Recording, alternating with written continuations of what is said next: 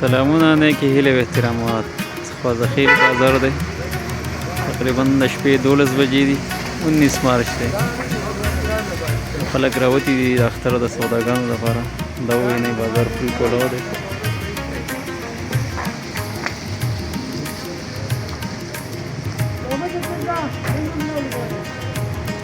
عمره خلک راوتي دا وګورئ، دا ګاډي ولاړلي. د شپې تقریبا 12 بجې دي.